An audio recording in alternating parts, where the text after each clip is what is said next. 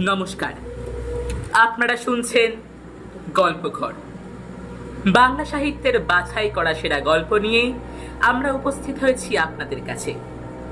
আজকে আমাদের গল্প প্রখ্যাত লেখক ষষ্ঠীপদ চট্টোপাধ্যায় রচিত দুর্যোগের রাত। 1962 সালের কথা। আমার বয়স তখন 21 বছর। রেলে চাকরি পেয়ে মেদিনীপুরে আছি। তখন বৈশাখের শেষ, প্রচন্ড গরমে হাঁসফাঁস করছি সকলে। তার উপর ঝাঁ ঝাঁ রোদ্দুরে কুলি খালাসির কাজ। মেদিনীপুর শহরের প্রান্তে কাঁসাই নদীর তীরে বাঁধের ওপর আমাদের তাঁবু পড়েছে। ব্রিজের স্ক্র্যাচ স্প্রিংয়ের কাজ হচ্ছে তখন। সারাটা দিন রোদে কাজ করতে করতে ক্লান্ত হয়ে পড়েছি। হঠাৎ বিকেলের দিকে আকাশ কালো করে একটা মেঘ এলো। আমাদের সঙ্গে ছিল গুণধর মেট। বলল, ওরে বাবা, এই যে ঈশান মেঘ, বৃষ্টি একটু হবেই। আমি বললাম, হোক না, হলে তো বাঁচি। সারাটা দিন যা গেল, একটু যদি বৃষ্টি হয় তো স্বস্তি পাই। আমাদের সঙ্গে যারা কাজ করছিল, কাজের শেষে তাদের অনেকেই যে যার বাড়ি চলে গেল। রইল শুধু গুণধর ও গোষ্ঠদা। গোষ্ঠদা কার্পেন্টার। ব্রিজের কাজ তো, রেলের স্লিপারের কাঠে বিঁধ করতে, কাটছাঁট করতে কার্পেন্টার লাগে। সব সময় প্রয়োজন হয় এদের। তা সেই গোষ্ঠদা আর গুণধর দুজনে বাজারের থলি হাতে চলে গেল বাজার করতে। নদীর ধারে নির্জন স্থানে তাঁবুর মধ্যে রইলাম আমি একা। কিছুতেই থাকতে চাইনি আমি, কেননা একে দুর্যোগের পূর্বাভাস, তার উপরে ওই ভয়ঙ্কর নির্জনতা। অথচ উপায়ও নেই। একজন অন্তত পাহারায় না থাকলে সর্বস্ব চুরি যাবে। তাঁবু পাহারা দেওয়ার জন্য চৌকিদার একজন থাকে, তবে সে লোকটা আজ 2 দিন হলো অনুপস্থিত। চৌকিদারের নাম জগাইদা। বড় ভালো মানুষ, বয়স হয়েছে। আমাকে বলে, এসব কাজ তোমাদের নয়, এর কোনো ভবিষ্যৎ নেই।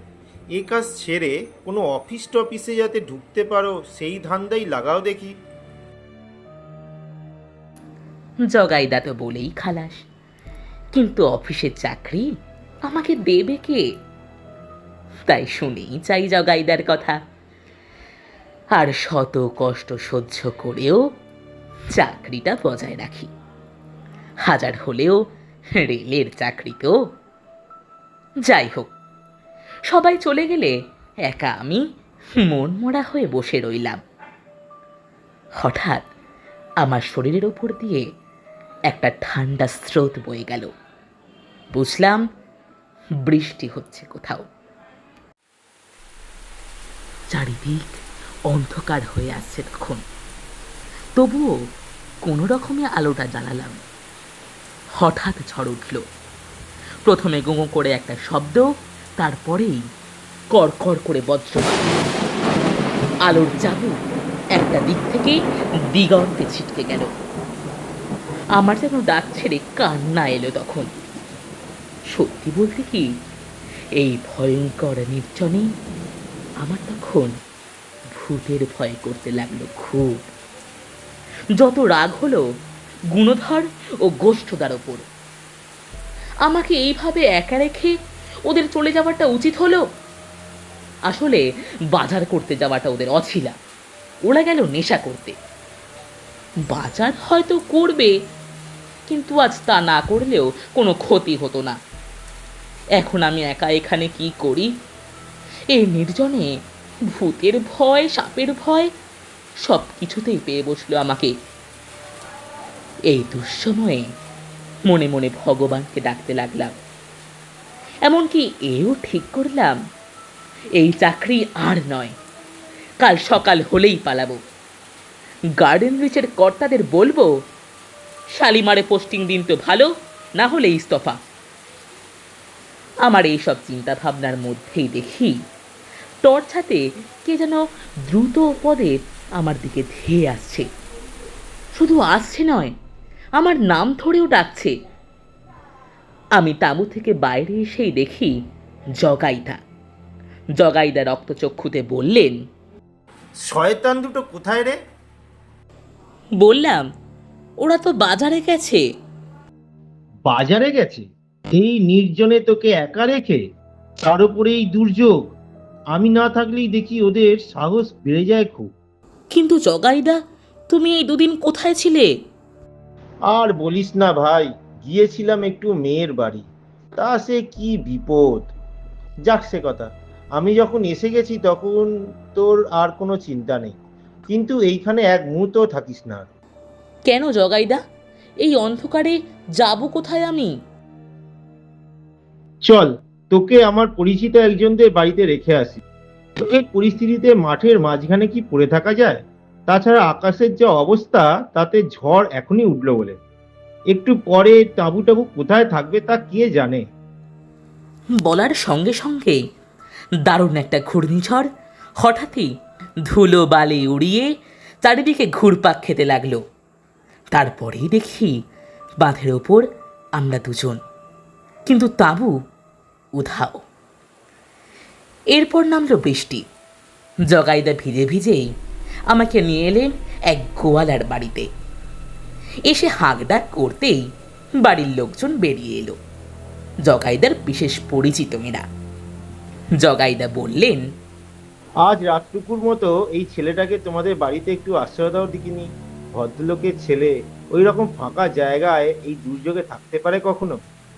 সে তো বুঝলাম, কিন্তু এই দুর্যোগে তুমি থাকবে কি করে? খুব পারবো, আমার জন্য চিন্তা করিস না। আমরা হচ্ছি জলকাদার মানুষ, ওইসব আমাদের গা সওয়া। হোক, আমি যে চৌকিদার, এইটাই তো আমার ডিউটি ভায়া।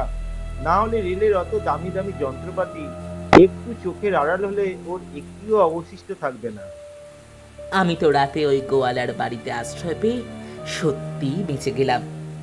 ওদের বাড়িতে পোস্ত তরকারি, মোড়লা মাছের টক আর পেট ভরে ভাত খেয়ে আরামে শুলাম বটে, কিন্তু জগাইদার চিন্তায় আমার ঘুম হলো না। কেননা জগাইদা চলে যাবার পরেই দুর্যোগ আরো প্রবল রূপ ধারণ করলো। ঘন ঘন বাজ পড়ার শব্দে বুকের ভিতরটা পর্যন্ত কেঁপে উঠল আমার। ভোরবেলা সবে একটু ঘুমিয়ে পড়েছি, এমন সময় গুণধর ও গোষ্ঠদার ডাকে ঘুম ভাঙল। দুর্যোগ কাটলেও অন্ধকার তখনও কাটেনি। একেবারেই নিশি ভোর যাকে বলে। গুণধর বলল, শোনো, আমরা স্টেশন ধারে যাচ্ছি জগাইদাকে দেখতে। সকাল না হওয়া পর্যন্ত এখানেই থাকো, বেলায় একেবারে শ্মশানে চলে যাবি। চমকে উঠলাম। সে কি? কেন? মেয়ের বাড়ির থেকে ফেরার পথে জগাইদা সাপের কামড়ে মারা গেছে। একেবারে জাতকে উঠে কেটেছে জগাইদাকে, বুঝলি? দারুণ বিস্তা। আমরা তোমার কথাই ভাবছিলাম গো, কি দুর্যোগই না গেল কাল। একসঙ্গে তিনজন সহকর্মীকে হারালাম কাল। জগাইদা তো মেয়ের বাড়ি থেকে ফেরার পথে সাপের কামড়ে মরল। গুণধর আর গোষ্ঠও মরল পাকা মাঠে বজ্রপাতে। কখন? কাল সন্ধেবেলা নেশা করতে গিয়ে। আমার তো হাত পা তখন ঠান্ডা হয়ে গেছে। এমনও নাকি হয়। আমি আর এক মুহূর্ত সেখানে না থেকে স্টেশনের পথ ধরলাম। সেই শেষ। আজ আপনারা শুনলেন প্রখ্যাত লেখক ষষ্ঠীপদ চট্টোপাধ্যায়ের দুর্যোগের রাত। গল্প পাঠে আমি আয়ুষ, গল্পের সূত্রধর এবং গুণধর মেটের ভূমিকায় কৃষাণু সামন্ত, জগাইদার চরিত্রে শ্রদ্ধেয় পার্থপ্রতিম দাস, কুলির চরিত্রে শ্রীতম শাসমল এবং ধ্বনি পরিকল্পনায় শেখ সুমের।